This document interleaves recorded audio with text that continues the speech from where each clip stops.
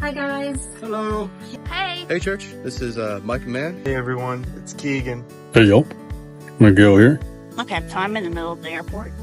Hello. Hey, so just got done with the second mission trip here in North Macedonia with the Mann family. We are currently standing at a temple. I think it's an Eastern Orthodox temple on the inside.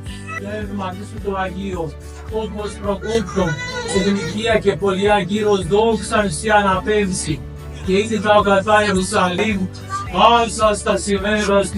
my own life, one of the things that really broke my heart was seeing the babies get baptized in the monastery, and just seeing these babies, just these children who don't know between right and wrong, getting their heads sprinkled and being given a false promise of hope. Spiritual darkness here. Biggest thing that comes to my mind was when we went to a mosque, where we saw the local people. They just seemed empty. And they know there's a God. Like, they know that there's someone out there. That's why you see this temple right here. You can see a mosque right around the corner. Like, they're looking for someone. The devil has such a grasp in that region. I can't even explain it.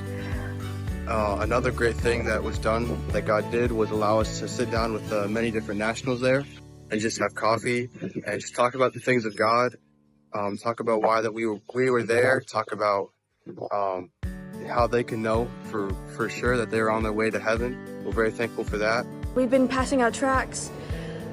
Sometimes we put them in mailboxes where we don't have to, where we don't see anyone, but sometimes we put them in the hands of the people, and we hand them our tracts, and they just look at them like, what is this? Like, why?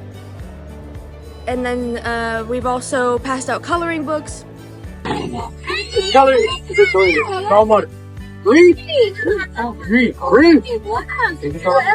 Question, you're like, why are you here? Like, what?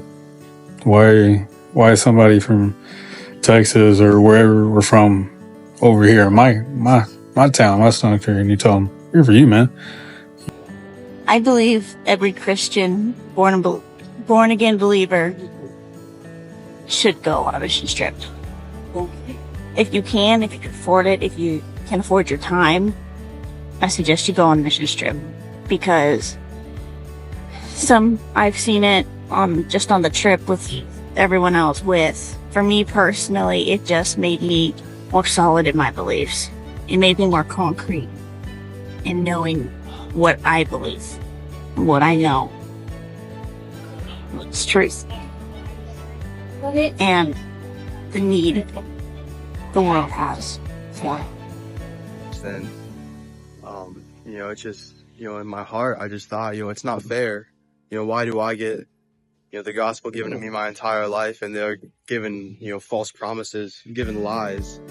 And I mean, just one cry that I felt in my heart was, Lord, have mercy on them. Don't let them go to hell, Lord. Just have mercy on them. And, Mr. Mann said that, God's mercy being extended to them is us fulfilling the Great Commission.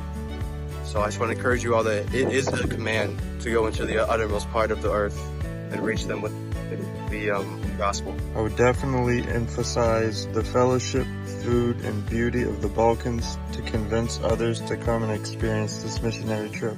You come on the next trip, hopefully I will be there, and hopefully that you will have a heart for missions. I pray that God will give you a heart for missions. So anybody here, just go and experience that. We live here like in a rush all the time, but you never want to go experience anything. If you have the time, you have the availability, and even if you're worried about financials, just put it in God's hands. Just say, hey, I'm willing to go. But yes, I would like to encourage everyone, if you can afford your time and money, to go on a missions trip, whether it be for 10 days or for a month, whatever the Lord calls you to do. So we have to show them that Christ is worth it, and that serving Jesus is worth it. Giving your whole life to Christ is worth it. But they're starting boarding, so I gotta go.